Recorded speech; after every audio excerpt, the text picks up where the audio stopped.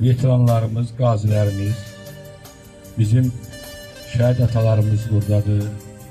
Bizim xeyriyyəçimiz Respublika Şəhid Atalar Qayğı Cəmiyyətinin fəxri üzvü Füzuli Ələkbəroğlu.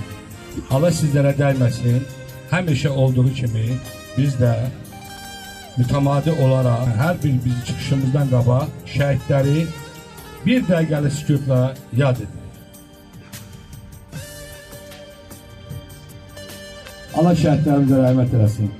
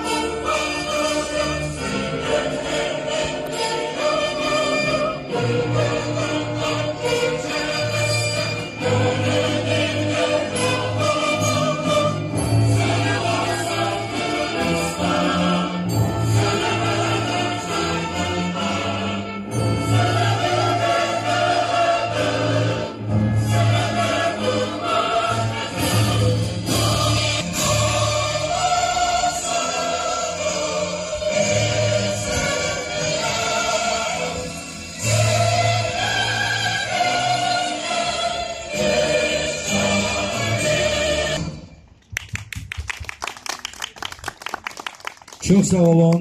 Həmişə olduğu kimi əlbəttə ki bizim bugünkü zəfər qələbəmiz burada olan bizim bu qazilərimizin, bizim cehunlarımızın, bizim balamız Asəfimizin, Vaqifimizin və bütün 1-ci Qarabağ Əli Bəxtiyardan son terrorda bizim şəhid olan aprel döyüşlərində, Tərtər döyüşlərində olan şəhidlərimizin və ən başda Ali Başkomandanımız İlham Heydəroğlu Əliyevin, ulu öndərimizin davamçısı apardığı böyük siyasət xalqı dəmir yumruq kimi birləşdirdi.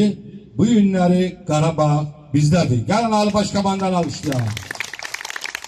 Hansı ki günləri Böyük Qarabağ ilə Ağdam muğam evi, Qarabağa səfəri xanım vitse-prezidenti Mehriban Əliyev ilə birlikdə böyük zəfər qələbəmizi bütün dünyaya çatdırdı ki, doğrudan da Paşinyan o Qarabağda Cıdır düzündə rəqsə çağırırdın, muğama çağırırdın. Bu günlər artıq bizim muğamımız orada böyük qarşılanma ilə səsləndirildi. Bu günləri bizim vətən nəği başı yoxdur.